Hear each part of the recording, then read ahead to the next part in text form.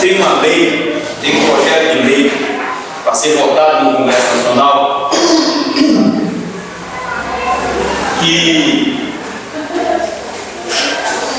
se ela for votada, ela vai dar o direito às mulheres de abortarem a criança até a 12ª semana de vida. Se os irmãos não lembram bem das aulas de biologia, na 12ª semana de vida a criança não precisa de mais nada a não ser crescer, se envolver até os 9 meses para vir ao mundo. Então essa semana esse assunto me inquietou bastante. E eu trouxe para os irmãos aqui os panfletos de uma marcha que vai ter dia 6 de junho, está na terça-feira, se não me engano, às 3 horas da tarde. Os panfletos estão aqui. E eu quero pedir aos irmãos aí que abram em Gênesis capítulo 9. Gênesis capítulo 9. Os irmãos vão observar que pela palavra de Deus, os filhos de Deus estão absolutamente ligados à vida. Absolutamente os filhos de Deus são pró-vida. Nós somos a favor da vida. Nós vamos ver o tanto que Deus valoriza essa vida. Tanto que o seu Filho morreu em nosso lugar para nos dar vida. E vida em abundância. O Evangelho todo é vida. E uma vida que foi semeada na morte de Cristo. E esse Cristo ressurreto hoje nos garante vida plena, abundante, vida eterna, vida com Deus. E partindo do ponto de vista que o Evangelho é vida, e é a vida perfeita, é a vida com Deus, é a vida de Deus, nada mais lógico e coerente do que os filhos de Deus serem a favor da vida. Então abram aí em Gênesis capítulo 9. Gênesis capítulo 9. Esse texto, meus irmãos, ele se encontra situado no momento histórico. Por que eu falo momento histórico? Porque isso aqui não foi um mito, não foi uma lenda, como querem ensinar os liberais, mas isso aqui foi um momento da nossa história, da história dos nossos antepassados, dos nossos primeiros pais. E aqui em Gênesis capítulo 9, depois que Noé sai da arca com a sua família, os animais também saem da arca, depois daquela aula de cuidado ecológico que eles tiveram dentro da arca, que os animais tinham hábitos diversos de alimentação, né? Os animais têm, na verdade.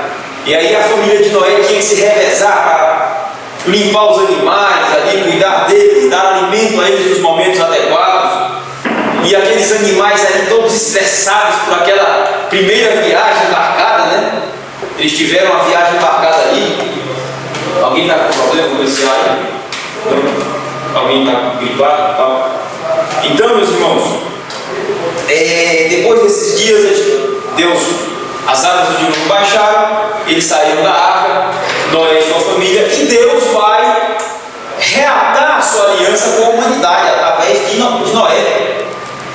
E aí, reatando esta aliança, nós encontramos aqui o versículo de número 5 e até o versículo de número 7. Nós vamos ler apenas esses 3 versículos aqui, para nós vermos o tanto que Deus zela e dá importância pela vida. Então veja, versículo 5 diz assim em diante: certamente requererei o vosso sangue,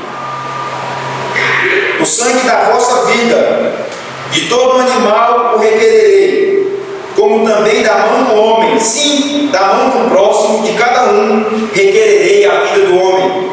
Versículo 6: se alguém derramar o sangue do homem, pelo homem se derramará o seu sangue, porque Deus fez o homem segundo a sua imagem. Mas sede fecundos e multiplicai-vos, povoai a terra e multiplicai-vos nela. Então veja, primeira parte do versículo 5, Deus dá ordens para que nós cuidemos dos animais. não venhamos tratá-los com crueldade, com banalidade. Eles também possuem vida. E a própria Bíblia vai dizer, o próprio Deus vai dizer que a vida deles está no sangue. Por isso que Deus proibiu de se comer carne sufocada, carne dos animais sufocadas, e comer carne com sangue. E até hoje os povos islâmicos, até hoje os judeus seguem esta regra. E Deus tinha diversos cuidados em pensar sobre isso. Primeiro, evitar que os animais fossem abatidos de forma cruel, porque Deus zela pela vida dos animais. Esse Deus ele é tão provida que a mais simples criatura está debaixo do seu total cuidado. Tanto que Cristo, o Criador de todas as coisas, vai dizer aos seus discípulos: por que estão ansiosos pela vida? Vocês viram os pardais hoje? Já comeram, não plantaram, não colheram e nem estocaram, mas já estão de papo cheio. Viram o lírio do campo? Com bela ornamentação ele possui, não teceram, não compraram roupa na feira ontem, não correram atrás de uma promoção, mas se vestem melhor do que as vestes reais de Salomão. Então Deus tem todo um cuidado, todo um apreço paternal pela sua criação. E aqui Deus está reafirmando este cuidado que Ele tem pela sua criação, pela natureza, pelos animais, pela fauna, pela flora. E aqui nesse sentido Ele está cuidando dos animais para que o sangue deles, para que eles não fossem mortos de forma cruel, que não se comesse a carne deles de forma sufocada. Deus está zelando, está dizendo a Adão, Noé e sua família, que agora é a semente da nova humanidade, porque a outra foi morta no dilúvio. Só poupei vocês. E agora está sob os ombros de vocês construir uma humanidade melhor. E para que nós tenhamos uma humanidade melhor, primeiramente nós temos que cuidar do bem mais valioso da humanidade, que é a vida. O bem mais valioso da humanidade é a vida. Então Deus está dizendo para Noé: cuide bem dos animais. No versículo antes Deus vai dizer: tudo quanto se move e tem vida, vocês podem matar, se apropriar deles para alimento. Também dei as ervas do campo, dei as árvores, as gramíneas, as árvores frutíferas, se apropriem e se alimentem dele, da criação. Mas aqui Deus está reforçando e dizendo: vocês têm uma grande responsabilidade em cuidar da criação. É um mandato cultural, é uma ordem expressa de Deus para nós. Devemos cuidar bem da criação. E aí Deus avança o seu argumento do cuidado de um animal, agora para o cuidado de um ser humano. E ele vai dizer aqui, olha, primeiro versículo 5: eu vou requerer o sangue do animal, de todo animal requererei. O verbo aqui, requerer, é um verbo que nos remete à ideia jurídica. Deus como juiz de toda a terra, e Deus como rei de toda a terra, Ele tem na sua soberania o direito de requerer, de requisitar, de trazer juízo, de trazer vingança sobre qualquer ser humano que não cuidar bem da criação e que não cuidar bem do seu próximo. Entende o significado deste verbo? É o verbo no sentido jurídico, no sentido soberano. É este poder que Deus tem de trazer punições sobre a humanidade, sobre os homens, se eles não cumprirem bem o mandato cultural, o amor ao próximo, o cuidado específico pela criação de Deus. E agora Deus vai partir para revelar o mandato social. O mandato social.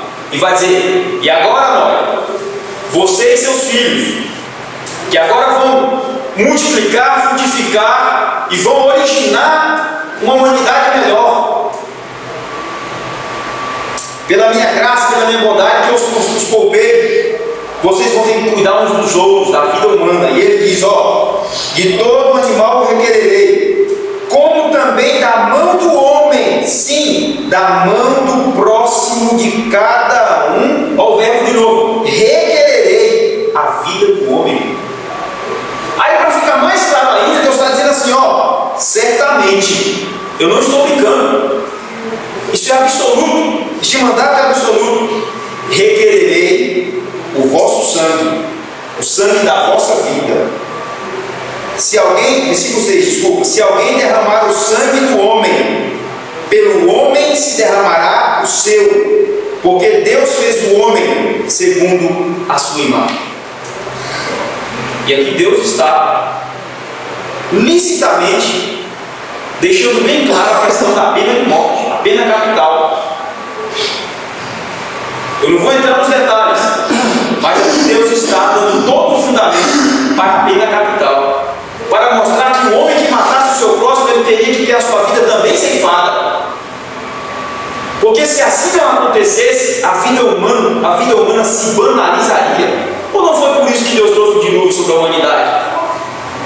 Os homens estavam matando uns aos outros, a vida humana havia sido banalizada. Não havia mais naqueles dias, nos dias de Noé, antes da construção da arca, nenhum valor pela vida humana. Os irmãos podem ler Gênesis capítulo 5. A violência cresceu avultuosamente, e é o que nós estamos vendo hoje. Não havia punição. Matava-se o descendente de Caim, matou um jovem porque o jovem pisou no pé dele, e matava mais ainda para se engrandecer, que todos olhassem e dissessem para ele assim, para ele: poxa, ele matou 5, olha como ele está poderoso. E hoje se mata pela mesma causa. Existem hoje adolescentes, jovens, homens, mulheres matando para que ganhem status no mundo do crime e perante os demais, e todos digam: veja quanto poder ele tem. Matou 5, 10 homicídios. E Deus aqui já está prescrevendo o meio pelo qual ele iria requerer o sangue do homem que derramasse o sangue do seu próximo. Então veja, meus irmãos, Deus está estabelecendo esse mandato social aqui.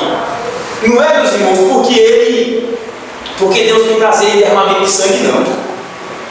Pelo contrário, é porque Ele não tem prazer em derramamento de sangue que Ele está absolutizando essa pena. Olha, se matar o próximo vai ter que morrer, porque a vida é o bem mais precioso da humanidade. E eu zelo pela vida, Deus está dizendo. Agora veja no versículo 7 aí na Bíblia dos irmãos. O versículo 7 começa com a palavrinha mas. Lembra aí da palavrinha mas? É uma conjunção adversativa. Ele vai dizer assim, ó, ao invés de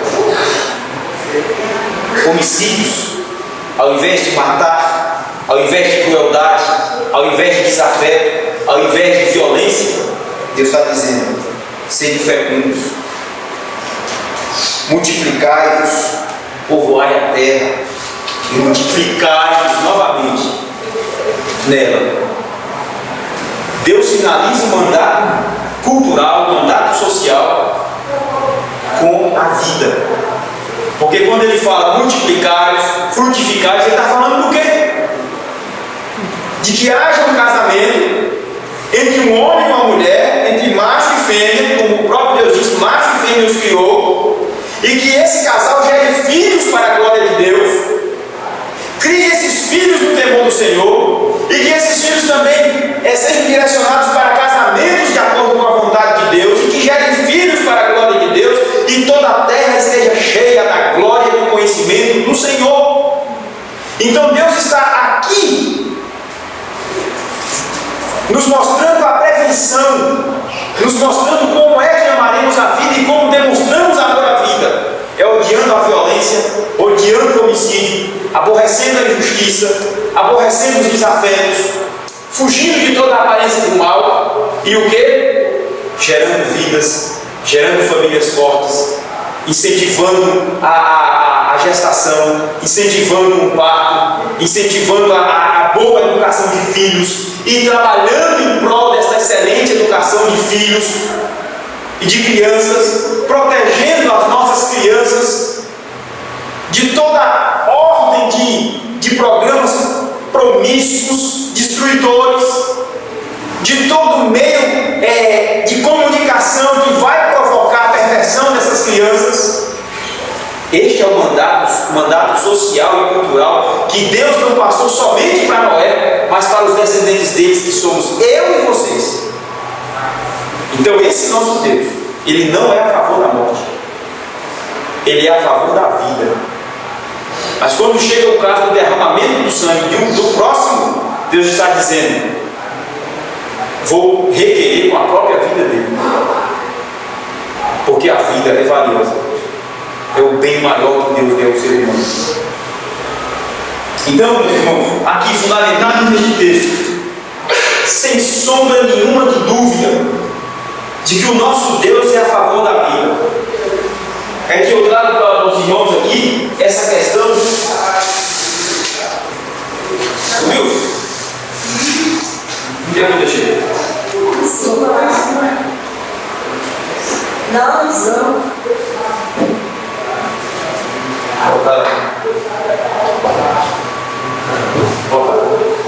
Então, meus irmãos, está aqui. Esse é o panfleto que desenvolveram, dando uma explicação rápida, bastante resumida, do que é a gestação, do que é a gravidez. E aqui mostra um fetozinho depois do aborto, só uma fotografiazinha aqui. E aqui mostra a 12ª semana de vida de uma criança, que já é uma criança. Não é isso, Marcos? Você que é da área de saúde, 12ª semana já é uma criança? Na verdade, acho que na 3ª semana, na 5ª semana, que o coração começa a bater. Isso, está explicando aqui tudinho aqui, ó. É isso mesmo. E aí a lei que tramita na Câmara para votação, eu vou dar uma rápida explicação aqui. A lei que tramita lá na Câmara, esta aqui, ó. A lei, o projeto de lei de número 236/2012. Então é esse projeto de lei. Projeto de lei. Ainda não é lei, é projeto. 236/2012. Este projeto aqui, ele vai, se for votado, for transformado em lei, ele vai autorizar as mulheres a abortarem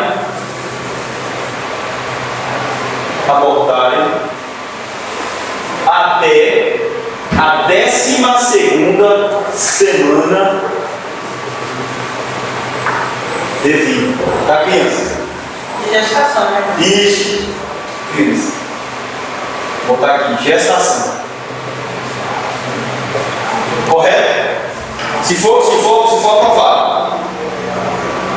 Só que já havia, desde 2007, o Estatuto do Nascituro, protegendo todas as crianças, quer nascem com doença, quer foram geradas de um estupro. Esse projeto aqui, o projeto do Nascituro, que é o Estatuto do Nascituro, ele desde 2007 está tentando ser votado para a proteção de todas as crianças. Então esse projeto aqui, o projeto de lei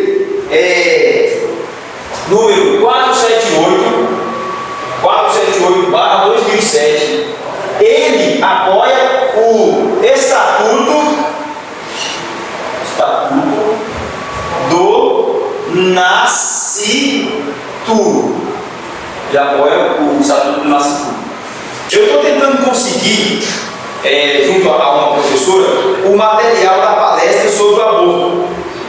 E eu quero aqui dar uma rápida palestra para os irmãos sobre a questão do aborto. E aí nós vamos trazer convidados aqui para nós conscientizarmos ainda mais a população e também realizarmos, meus irmãos, a nossa parte de levar esta expressão provida, esta ordem de Deus a nós, que é defender a vida. Então os irmãos entendem? Essa lei aqui, ela já está desde 2007 para ser votada, ainda não conseguiu. E esse daqui surgiu em 2012, já está pressionando os parlamentares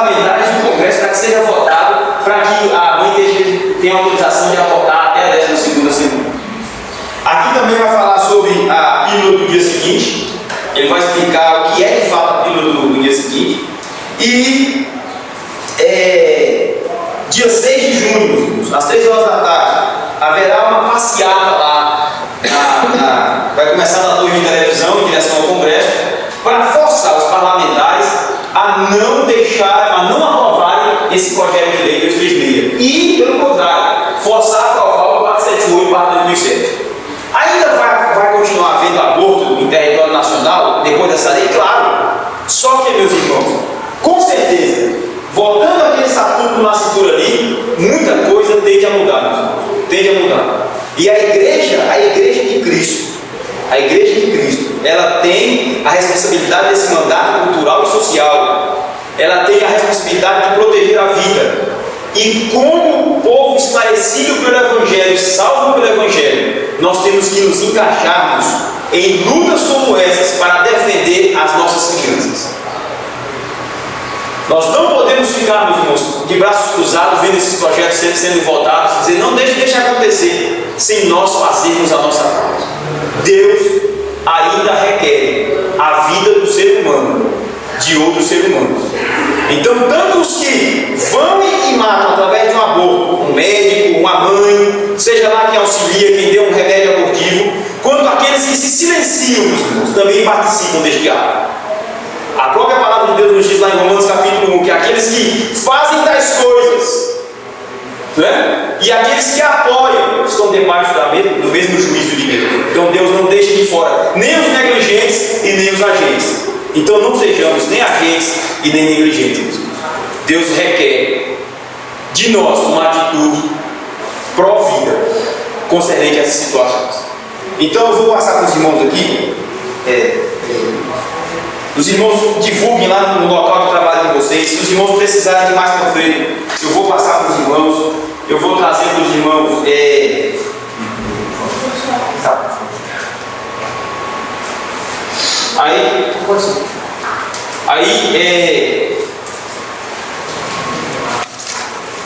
Se os irmãos precisarem de mais panfletos, eu vou conseguir e vou tentar trazer esse DVD, esse material para a gente dar uma palestra aqui. E vamos trazer os nossos vizinhos, nossas vizinhas, para a gente divulgar ainda mais essa questão. Agora, meus irmãos, eu tenho uma outra questão a ser trabalhada com os irmãos. Outra questão. Obrigado, irmãos. Obrigado, irmão. Mas então pode deixar aqui distribuir para todos os irmãos. Obrigado. Agora, meus irmãos, eu tenho uma outra questão a ser tratada.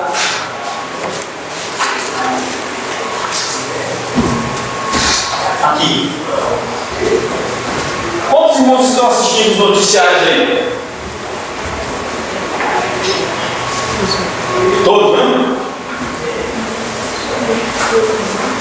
Muitos até desistiram desse noticiário, que é só violência, né? É verdade. É verdade, é só violência mesmo. Mas eu quero dizer um negócio para os irmãos. Há 2 dias eu estou ouvindo uma notícia que a violência contra a mulher aumentou de 2005, se não me engano, a 2012, aumentou, se não me falha a memória, 3 vezes mais a violência contra a mulher. E a mulher em todos os aspectos, desde a criança, a menina, até a moça, a senhora.